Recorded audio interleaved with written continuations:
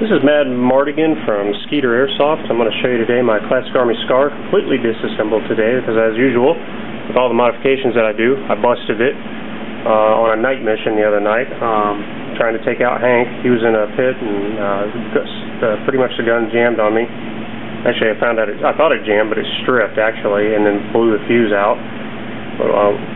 So anyway, what I'm going to do is show you today is a couple of things on the Scar. This is a Classic Army Scar, which I did have upgraded. I did strip the teeth out on the motor the other night, on the very top of the motor here, so my gear needs to be changed out to a hardened gear here. But I have a new Hummer 1100 motor from Eagle Motors. But I'll show you real quick. Basically what I got is I've got my LiPo charger here, and what I do with the Scar is I actually just keep the battery, the LiPo in the stock of the rifle here. I never even have to remove it. I just pull the stock off and plug the thing in here. I did have to modify the insides here with a Dremel to get my battery to slide in and out because it is such a large battery. This is actually a 2100. The next size up would be too wide for it. But anyway, I did that, and that was one of the best things I ever did for the rate of fire of it. Also, you keep yourself a toolbox.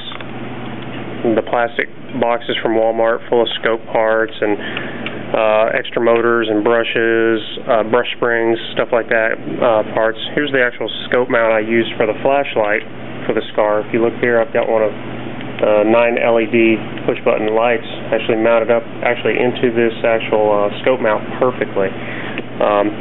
This is the Hummer 1100 motor that I'm getting ready to put in the new gearbox. But basically what I did on the Scar is, after I popped a fuse and everything, is I actually stripped out the cam drive gear here. It's kind of hard to see, but I stripped out the very top of this piece right here. I just destroyed this piece here, busted that whole thing off here.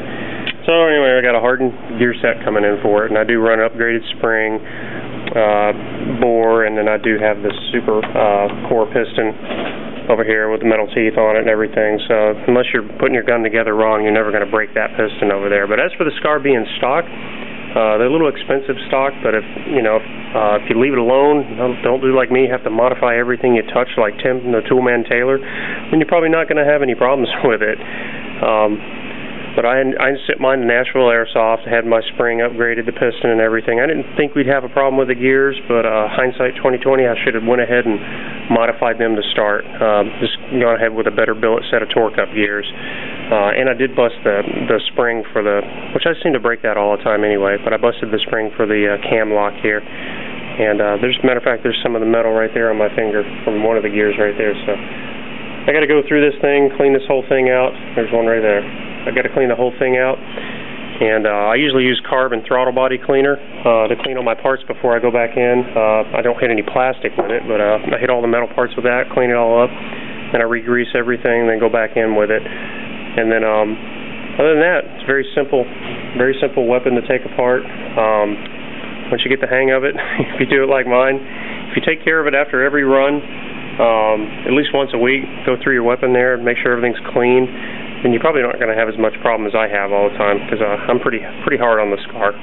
So, but anyway, hope you enjoy this little documentary video of the Scar and my little workbench for working on these things. Later.